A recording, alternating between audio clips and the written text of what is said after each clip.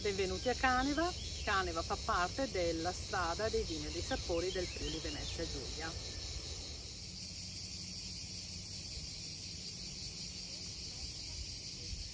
Siamo proprio nel comune di Caneva, patrimonio del figo moro da Caneva, oltre che del vino bianco Verdiso. Per oggi vi voglio parlare di fico. Il fico è sempre esistito nel nostro comune e c'è una storia che voglio raccontarvi perché così capite il valore di questo fico. A Caneva sono sempre passati tanti a fare razzie e quando trovavano il fico rubavano anche i fichi. L'ingegno del canevese è stato quello di caramellarlo, metterlo in vasi e sotterrarlo, e quindi durante l'anno abbiamo trovato degli scritti a cui davano un fico ogni giorno a dei bambini, alle donne in gravidanza e agli anziani per aiutarli a sopravvivere nei momenti di carestia.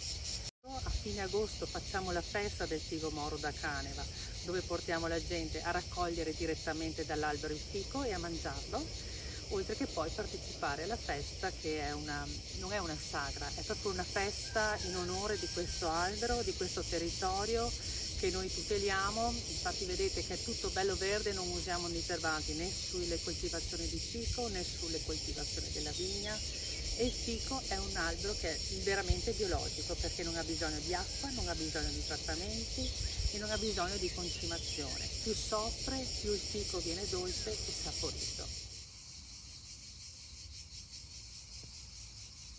La caratteristica di questo fico è la buccia sottile, infatti non serve pellarlo, si mangia con la buccia, è ricco di sali minerali, di potassio e di fibre. E è dolce però sapido perché il terreno dove cresce è ricco anche di carbonato di calcio, oltre che di un'argilla compatta tipica proprio del territorio che si chiama Rubi.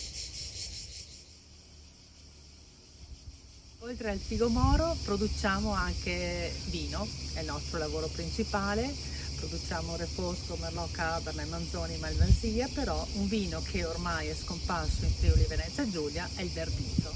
Siamo gli unici produttori rimasti di questo vitigno semiselvatico che noi lo vinifichiamo e poi lo imbottigliamo in versione spumante, sia metodo Charmat che metodo sui lieviti, quindi rifermentazione in bottiglia, un frizzante gradevole da bere d'estate con prosciutto e melone, ve lo consiglio.